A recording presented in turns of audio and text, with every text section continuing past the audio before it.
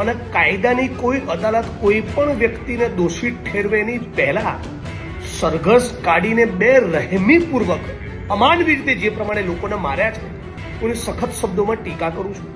કયું ગ્રુપ સાચું, કયો સમાજ સાચો, બિલકુલ એમાં પડવા માંગતો નથી. મારે એની સાથે કોઈ લેવા દેવા નથી. હું એટલું જ કહેવા માંગુ છું, પોલીસ તંત્ર, ન્યાયતંત્ર એટલા માટે છે કે માણસની સામે એફઆઈઆર થાય, એની સામે ઇન્વેસ્ટિગેશન થાય, એની સામે ટ્રાયલ એટલે કે કેસ ચાલે અને પછી કોર્ટ સજા કરે. પોલીસ આ પ્રમાણે બેરહેમીપૂર્વક નાગરિકોના સરઘસ કાઢે, એની સાથે મારઝૂડ કરે, એ કોઈ પણ સંજોગોમાં આપણા બંધારણની મર્યાદા ના કહેવાય. હું માગણી આખા પાટણ જિલ્લામાં ચાલતા તમામે તમામ દારૂના અડ્ડા ચલાવનારા બુટલેગરો, જેટલા પણ લોકો ઇલીગલ માઇનિંગ કરે છે, જેટલા પણ જમીનના કોઠા કબાડા કરે છે, જેટલા પણ લોકો ચરસ ગાંજોનો ડ્રગ્સ વેચે છે, એ બધા જ બુટલેગરના માફિયાઓને એક લાઈનમાં ઊભા રાખીને બરાબર ઠોકો ને તો ખબર પડે. બુટલેગરોને તમારે છાવરવા છે અને એક ગ્રુપ બીજા ગ્રુપ સાથે અથડામણ કરે તો તમારે કાયદો હાથમાં લેવો છે. આ કોઈ પણ સંજોગોમાં ચલાવી લેવું જોઈએ નહીં. પાટણમાં જીલિયા ફાર્મ હાઉસ પર હુમલો કરનારા આરોપીઓનો પોલીસે વરઘોડો કાઢ્યો હતો, રિકન્સ્ટ્રક્શન કર્યું હતું. આ રિકન્સ્ટ્રક્શન દરમિયાન પોલીસ દ્વારા આરોપીઓને જાહેરમાં લાઠી વડે મારવામાં આવ્યો હતો. તેના દ્રશ્યો પણ સોશિયલ મીડિયામાં ખૂબ જ વાયરલ થયા હતા. તેના બાદ આ મુદ્દાને લઈને ક્ષત્રિય સમાજ છે તે ખૂબ જ નારાજ છે. આ બધાની વચ્ચે હવે કોંગ્રેસના નેતા ધારાસભ્ય એવા જિગ્નેશ મેવાણી છે તે પણ કૂદ્યા છે. જિગ્નેશ મેવાણીએ આ મુદ્દે કાયદો વ્યવસ્થાને લઈને શું કહ્યું છે, પોલીસને લઈને શું કહ્યું છે તે સાંભળો.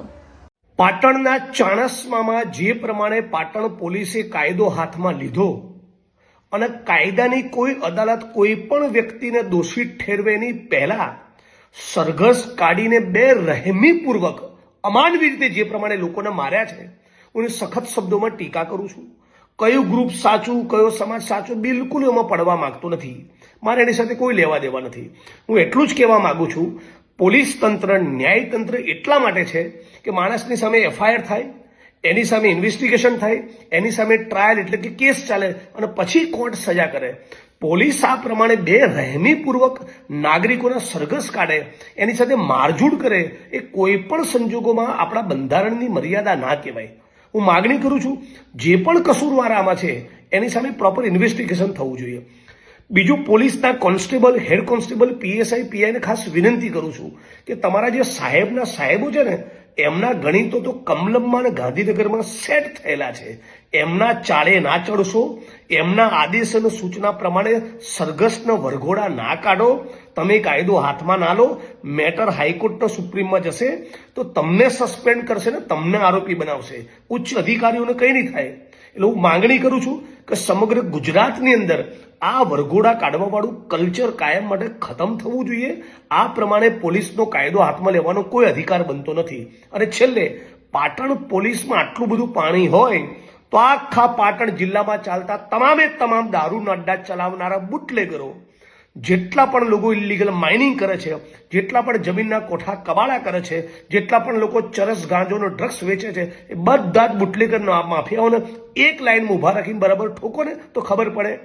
બુટલેગરોને તમારે છાવરવા છે અને એક ગ્રુપ બીજા ગ્રુપ સાથે અથડામણ કરે તો તમારે કાયદો હાથમાં લેવો છે. આ કોઈ પણ સંજોગોમાં ચલાવી લેવું જોઈએ નહીં. આ સમગ્ર ઘટનાને લઈને જિગ્નેશ મેવાણીના નિવેદનને લઈને આપનું શું માનવું છે અમને કમેન્ટ બોક્સમાં જણાવો અને અમારી ચેનલને લાઇક, શેર અને સબસ્ક્રાઇબ કરવાનું ભૂલશો નહીં. ફરી મળીશું નવા વિડીયો સાથે. મને આપશો રજા. નમસ્કાર.